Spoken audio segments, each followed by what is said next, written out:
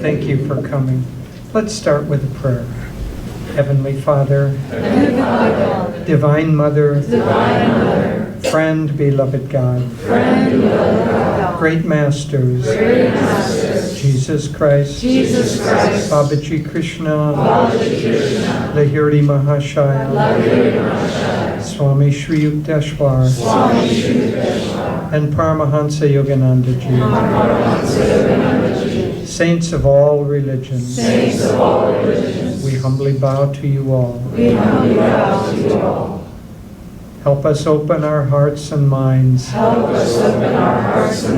your light, to your love, to your joy, and help us be channels to bring that light and love to everyone we meet. Om. Peace. Amen. Please be seated.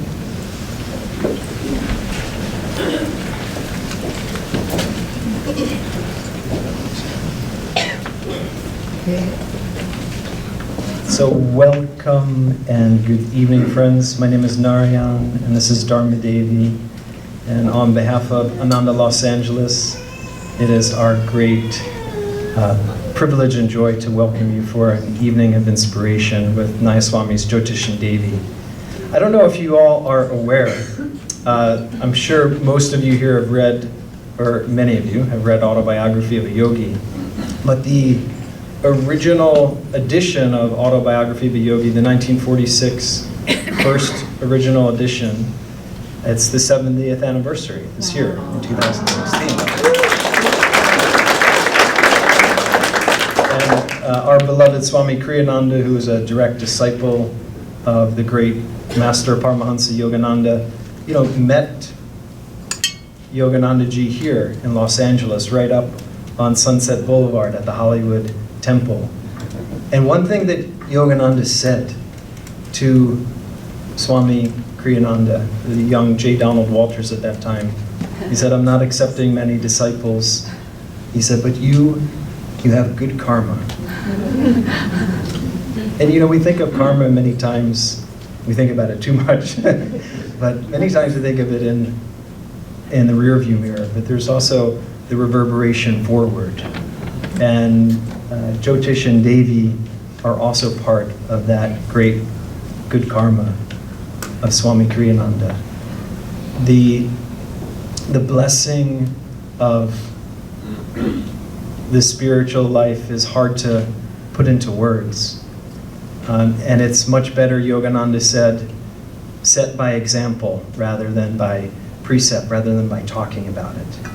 And one thing that he, in the original edition of Autobiography, talked about very fervently and enthusiastically were world brotherhood communities, where people could come together through plain living and high thinking.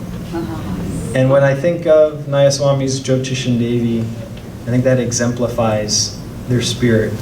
Their head is in the haven of heaven, but their feet are very much here on earth. They are parents, they are grandparents, they're also spiritual mentors and friends. Swamiji made Jyotish his spiritual successor, and together with Devi, they lead Ananda worldwide.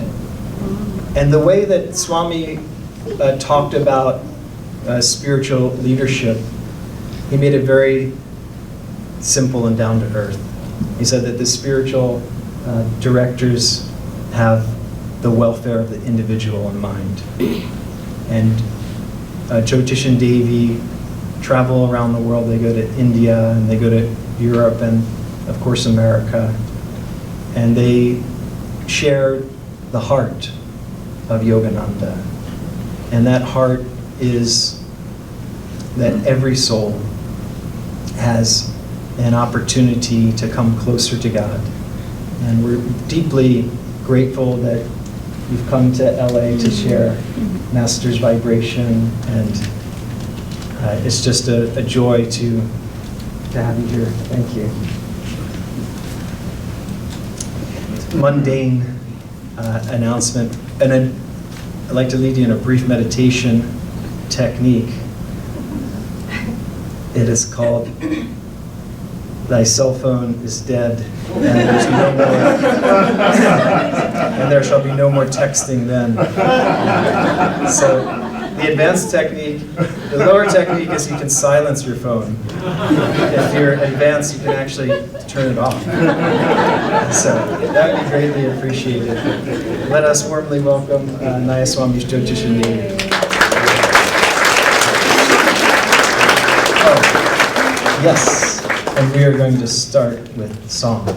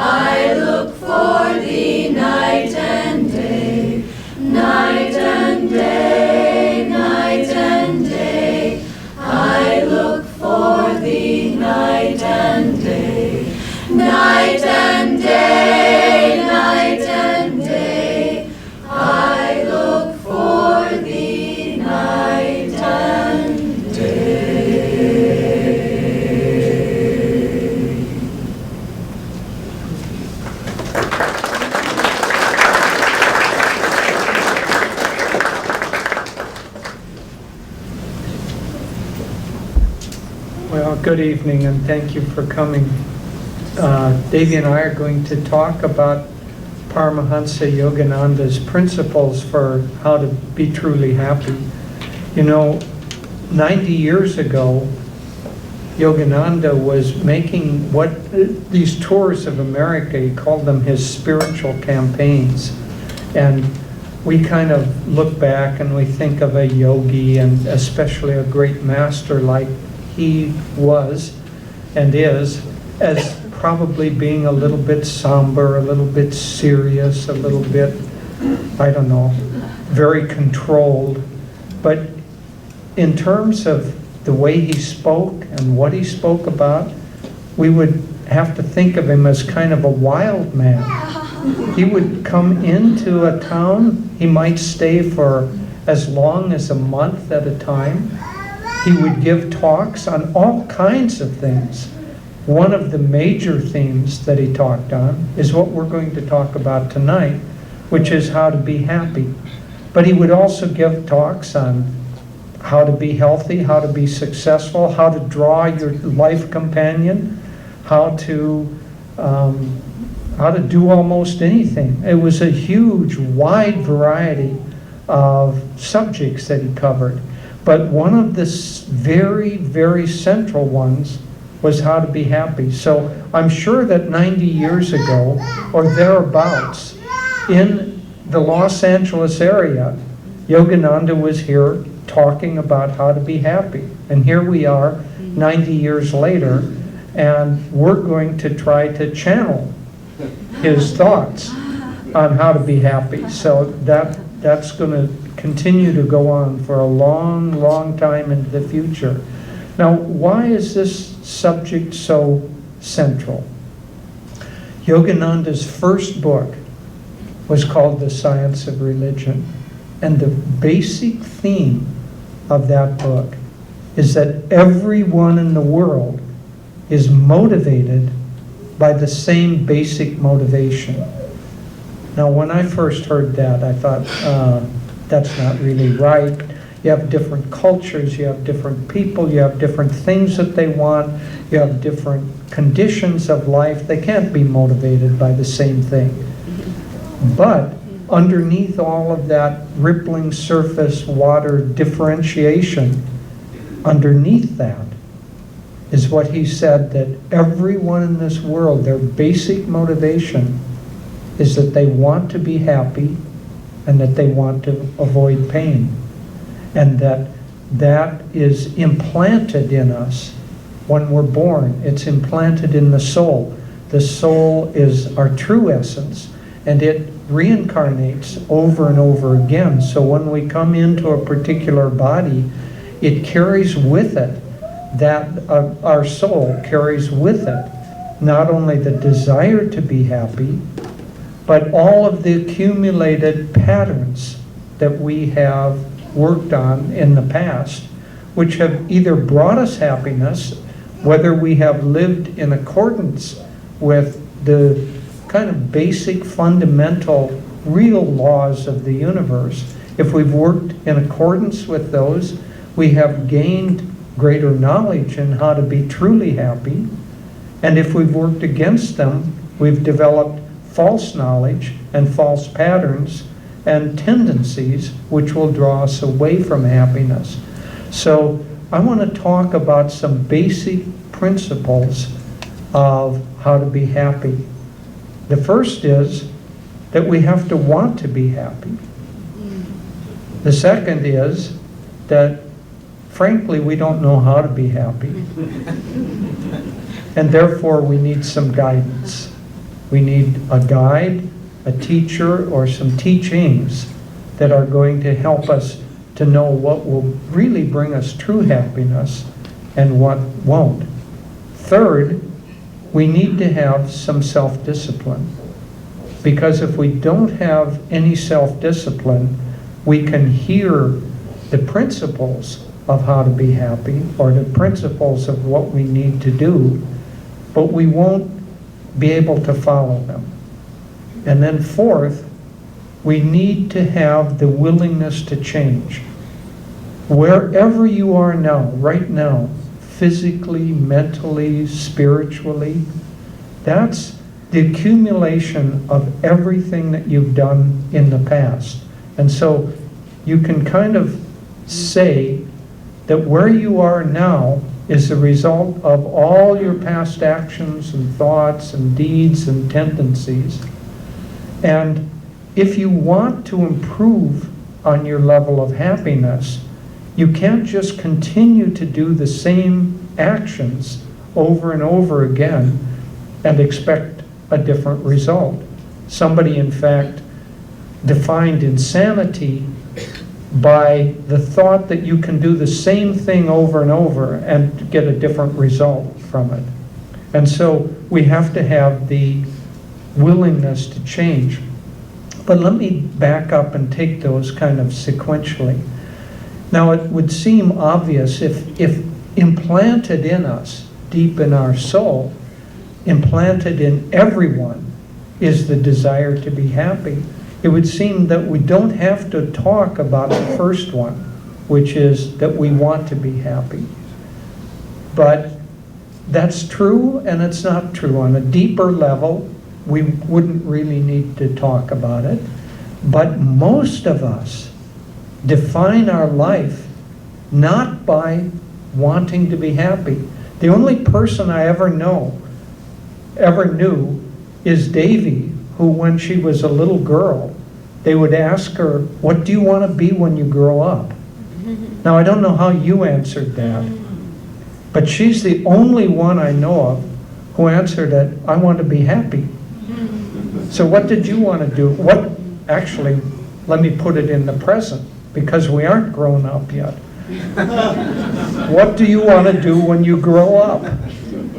Now, I've already kind of blown that whole question, I kind of gave you the answer, so it doesn't really count. But I bet if I had asked it before I did that, you would have defined that. What do you want when you grow up? What do you want in the future? You would have defined that by something different than I want to be happy.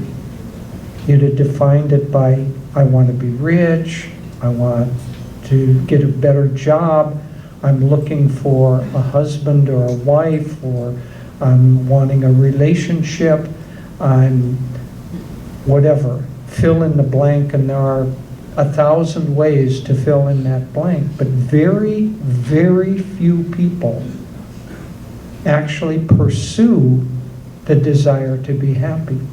They pursue things that they think will make them happy. And those things are outside of themselves. And therefore, see, happiness lies inside of us. It isn't outside of us. And so it happens inside of us, and it's a state of consciousness. And that state of consciousness is under our own control. But we've given away that control. We have a wonderful teacher who mainly is teaching in India, Jaya, for those of you who have met him and know him. In India, more often, when we give a talk, we will get questions at the end that sound something like, you've been on this path for however many years, for 30 years, what powers have you developed? Can you levitate? Can you disappear? Can you manifest things out of thin air? And so Jaya was asked this at one lecture, and he said, no, I can't say that I've developed any powers. He's a very humble and honest person. He said, I can't say that I've developed any powers. And he said, well, I have actually developed one power over all this time. I've developed the power to choose to be happy. And of all the things, would you rather have that power to choose to be happy or the power to levitate? You might impress a few people by levitating, but I imagine it would get kind of old after a little while. What have you done with your life? Well, I was able to raise up 6 inches. What have you done with your life? I was able to control the ability to be happy. Now that's something. Now Jaya ended being self-honest. He says, I've gained the power to choose to be happy. He said, but I don't always use that power. And that, of course, is one of the problems that we all have. So this fundamental aspect of our nature of wanting to be happy, we submarine the success in that by not concentrating on it. We concentrate on, well, in the stock market they would call it a derivative. It's something that isn't the real thing, but it's supposed to have some value that leads toward the real thing. And so money can't make you happy. There are hundreds and millions of very, very wealthy people who aren't happy.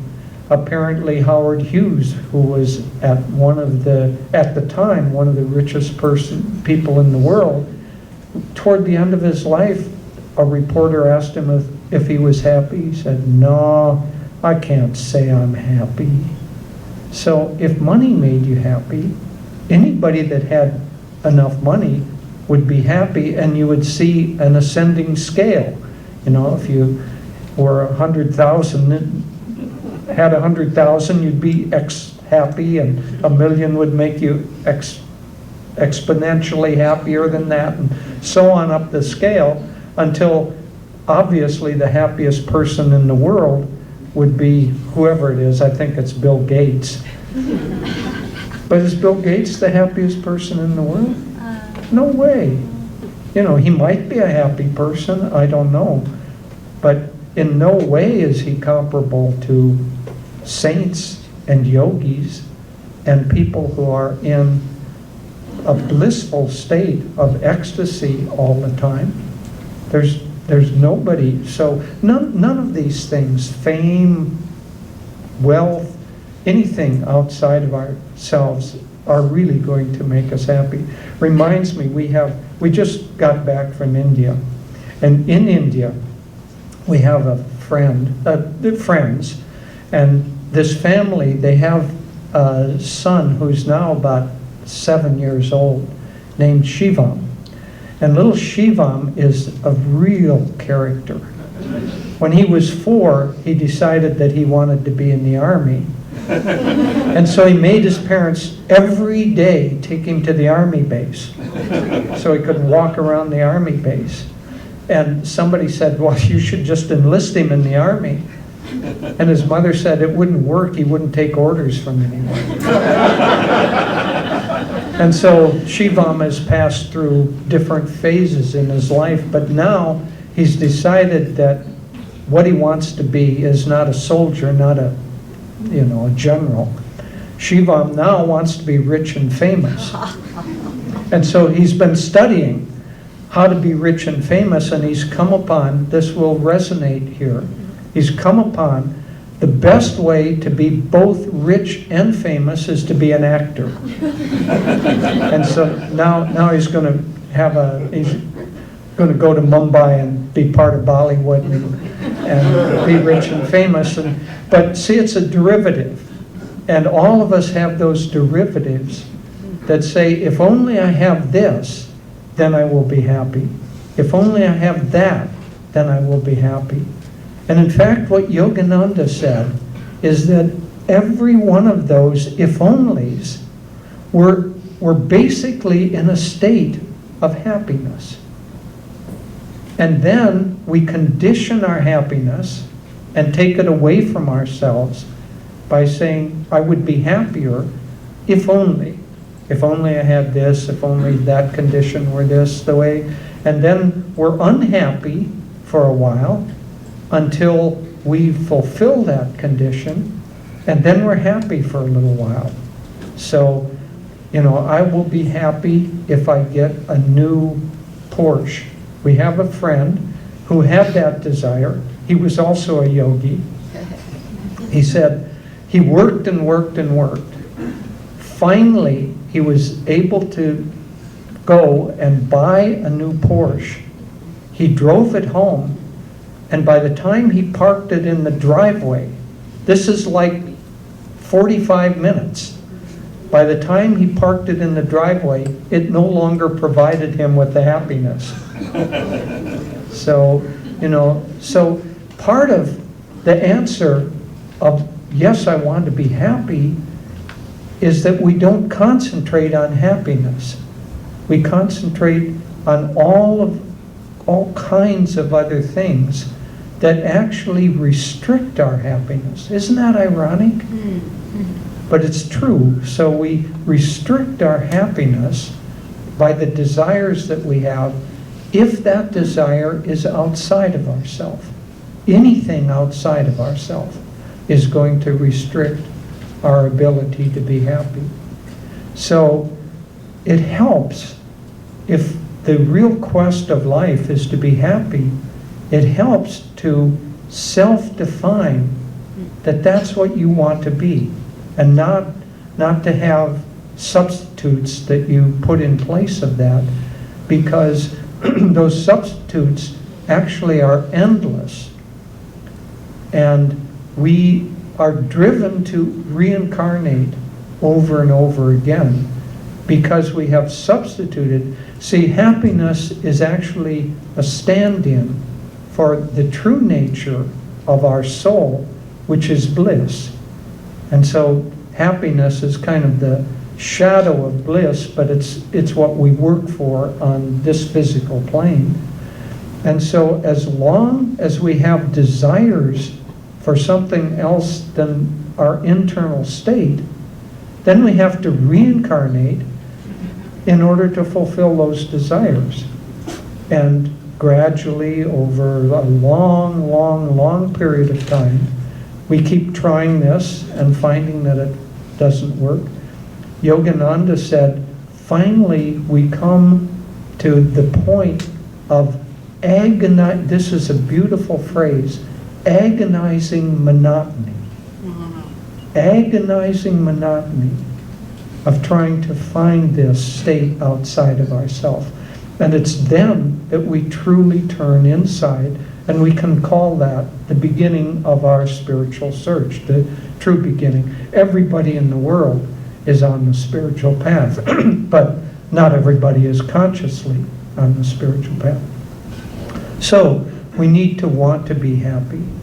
Secondly, because we don't know what is going to make us happy, we need a guide, or we need some teachings, or we need somehow some training that will help us to achieve that. You know, our school system is good in some ways, but it is a terrible failure in training people in the most basic of all skills, which is how to be happy. It trains them in how to be successful, how to be intelligent, how to take tests well, how to do lots and lots of things, how to create, lots and lots of, I'm not putting down learning or schooling, but it's extremely deficient in teaching us how to be happy. Nor does society around us help. I don't know if you noticed any of the billboards coming here, but let me guarantee that if you did, they do not have your happiness as their highest goal. Someone who was driving along the freeway came back and summed it up by all of the billboards were saying, "Eat me, buy me, take me home." And so the media, the movies, the television, the internet, cell phones, none of those things have your happiness in mind. The only people that really do are, there are lots of people who are very, very giving and wanting to help other people. There's actually a kind of an evolution of consciousness, and by the time you get to the last four, in India it's called the caste system, but that's gathered a very negative connotation, and rightly so, because it's become frozen, but it's actually the ascent of refinement of consciousness. And the person at the third level of that is in India called a kshatriya, but it's that person who finds his happiness in helping others, or in protecting others, or in giving to others. And there are millions and millions of people of that nature. There are the fundamental tenure of most people is a goodness. You know, the media distorts that, and if you read too much internet or television or whatever, it's like it goes out and searches for the lowest element or the most dangerous or the most frightening or whatever. because that's the way they sell papers or get you to tune in. But they miss the vast majority of goodness in the world. Yogananda, in one of his talks, he was in Boston at the time, he said, I read that there were 80 crimes in Boston in this last week alone. And when I read that, I said, how wonderful.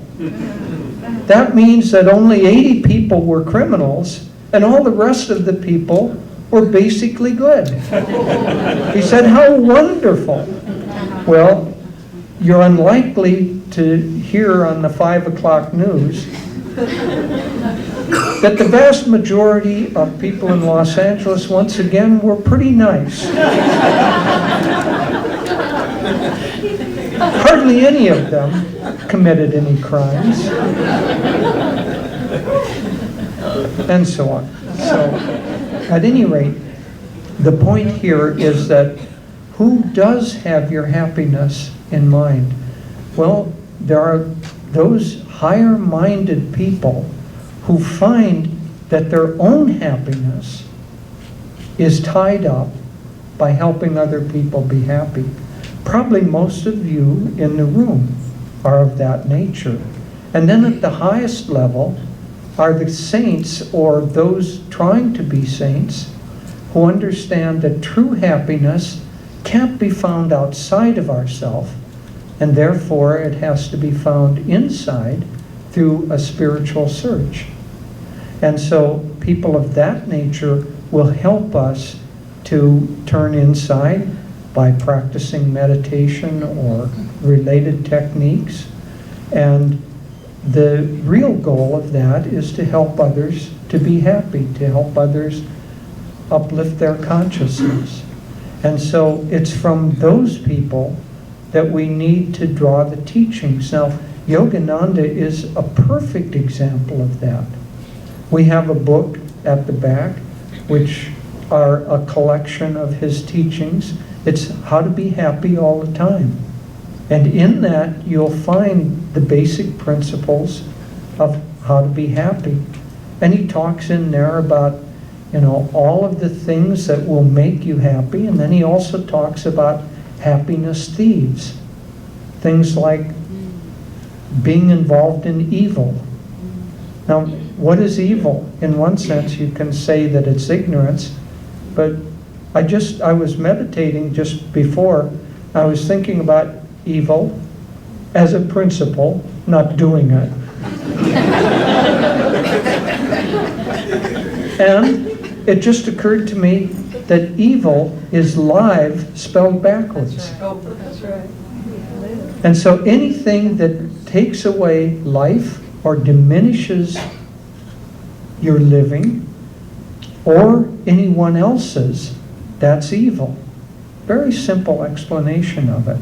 So you should, we've all seen them, the 3 little monkeys, see no evil, hear no evil, speak no evil. Well, how many of us follow that simple advice? Not those who are about to go to the next Billboard movie or see no evil. So stay away from the things that arouse the consciousness of taking life or diminishing life or hurting others or any of those things. So basically we need to get rid of, as Yogananda said, the happiness thieves. Another thing is bad habits. Bad habits of, drinking, smoking, doing drugs, those physical things, eating poorly. They take away our happiness because they take away our health, and then we don't have the vitality that we should. But not just the physical bad habits that we have, the bad habits of mental and emotional, the habit of being moody, the habit of thinking that you should have instant gratification for any whim that comes in. Swami Kriyananda had someone and his mother in their family, and his mother said, oh yes, he has a whim of steel. Meaning that anything that came into his mind, he was just adamant in achieving it. So mental bad habits that we have, and physical bad habits, and then spiritual bad habits. So we need a teacher, and we need teachings that will help us understand where real happiness comes from and what takes that happiness away. But real happiness comes from things like non-attachment, helping others, having a spiritual practice, giving to people. Swami Kriyananda had, and it doesn't have to be grim, and it doesn't have to be, oh, I can't do this and I can't do that. As someone said, a sad saint is a sad saint indeed.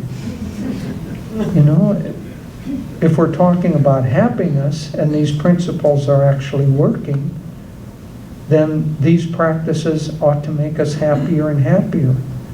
And honestly, I'm not doing this as self-promotion. The happiest place I know of, and Davy and I travel a great deal. We travel different places, and the happiest place I know of is Ananda Village, where these principles are taken and put into practice. And it's not like everybody goes around saying, I have to pretend to be happy because I'm here and somebody might see me and I have to pretend. It's just natural. They work. Not only do they work on the level of happiness, these teachings work physically. We have a clinic there where there are there are about 250 people that live at Ananda Village up by Grass Valley, Nevada City, in the Lake Tahoe area, foothills of the Sierra Nevadas. So our clinic, local clinic, run by a doctor and many staff from Ananda, treats not only the 250 people from Ananda, but another 5,000 or 6,000 people in the area. And the people from Ananda, because of our lifestyle, the way we live, the way we think, the way we eat, all of that, we're physically 10 years younger than our chronological age on average. So, and this is things like our blood pressure is that of a person 10 years younger. If we have to take some medication, he always reduces the dose for Ananda people, and lots of factors like that. So basically what I'm saying is that these principles actually work, and they're provable on external, not only internal levels. So we need somebody to give us the principles of how to be happy. And if you want some principles of how to be happy, simply get that little book, How to Be Happy All the Time. You can't get a more condensed course in how to improve your happiness level than that. Then thirdly, we have to have the self-discipline to follow some of these principles. If one of the principles is proper eating and staying away from things that hurt the body, and if we're doing those things that hurt the body, we have to have some self-discipline to avoid doing those things, or they have self-discipline to begin doing the things. In the ancient teacher, the kind of, one could say, the foundation of yoga all around is Patanjali. And the first two steps of Patanjali's Eightfold Path are yama and niyama, but in modern language, it would be the ability to avoid doing those things that are harmful and the ability to do those things that are good. That's the basic, that's the fundamental foundation on which everything else is built. And so we have to have or develop the ability of self-discipline to avoid doing those things that are harmful and to do those things that are good. And even if we desire to be happy, there are things that we need to do that will make us happy that probably require some self-discipline. Because remember, I was saying that where we are right now is what we have achieved through all of our past efforts and thoughts and actions and deeds. And if you want to stay at that level, then you don't need any self-discipline. But if you want to move beyond that, then you need at least the amount of discipline to begin making inroads on avoiding that which is harmful and doing that which is good. It's really that simple. And then finally, in terms of being happy, we need to have the ability to change, the desire to change. Because if we even if we're trying to do good practices, if we have in the back of our mind kind of a resentful aspect of it, or we don't really want to engage in it, or anyway, it won't be very effective. But we need to sincerely, honestly, integritiously have the desire to make changes in ourselves. Because if we won't change, we'll stay on the same level.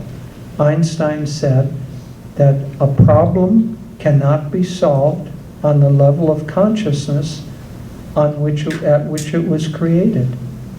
Happiness cannot advance if you stay at the level of consciousness that is creating the problems in your life that are unsolvable at that level of consciousness. And so you have to have also the desire to want to change.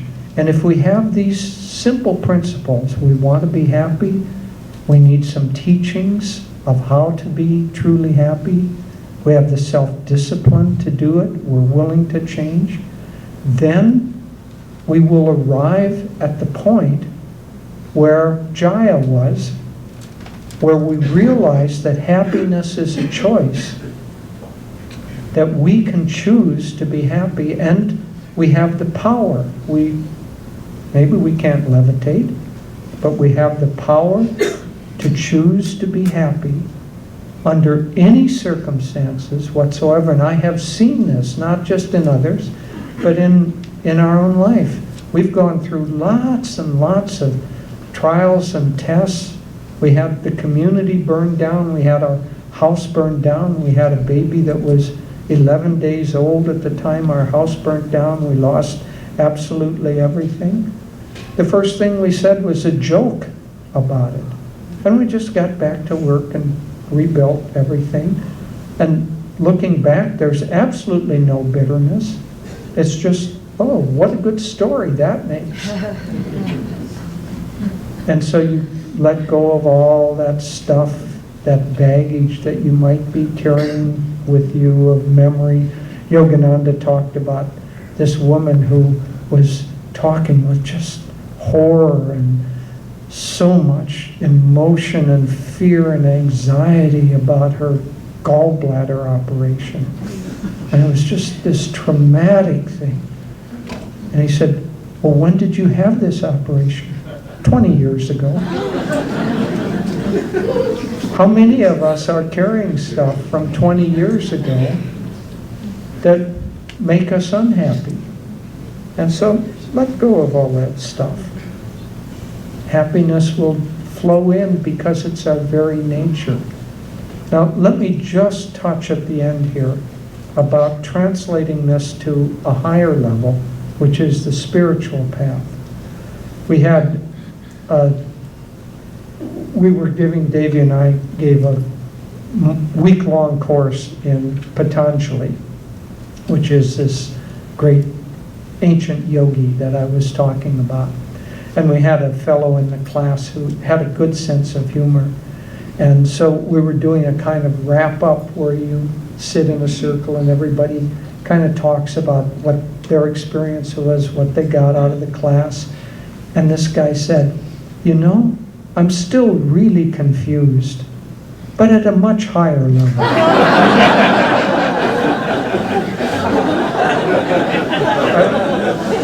I've always remembered that. And so happiness, too, has its own higher level. But it's basically the same principles. What we're really after is not just happiness, but we're after bliss, which comes about from the expansion of consciousness, so that we realize that the more expanded our consciousness is, the more blissful we become, until our consciousness literally, for these great yogis, becomes infinite. And we have ever new, ever expanding bliss. So we have to want that, sincerely want it, and then we enter onto the spiritual path. For a teacher and teachings on the spiritual path, we need a guide, a teacher, or a guru. Ananda, one time in an interview, a reporter asked him, "Do we need a guru?" And he shocked us all. This was in India. He said, "No, you don't need a guru. Why do you want somebody telling you what to do, how to live, how to spend your time? You don't need a guru. Unless you want to advance spiritually, then of course you need a guru." And so, again, a wonderful answer. So we need a guide or a guru. We need then the willingness to discipline ourselves, to meditate, to do the energization exercises if we're part of this path, to do what the guru tells us. He's like a doctor, and he's giving us a prescription. And Yogananda said you can't take that prescription from a doctor and go get a frame and hang it on the wall and expect to get well. And so if a spiritual teacher tells us that we should be doing something, then we do it, and we need the discipline to do that. And then finally, we have to have the sincere desire to change, and at the highest level, you know what that means? You have to be ready to die. Because who you think you are now is not who you are. And the highest states of consciousness is involving the death of the ego. The ego is the soul with, all, as Ananda called it, the bundle of self-definitions, bundle of limitations. You have to be ready to drop all of that. And when you do, you find out that death, you don't die, you can't die. Death is impossible. You just die to the limited self and become the great self. So these are the principles, really actually quite simple, but profound. And if we begin to employ them in our lives, the change that can happen is not only extraordinary, but very, very blissful, and will make you very, very happy.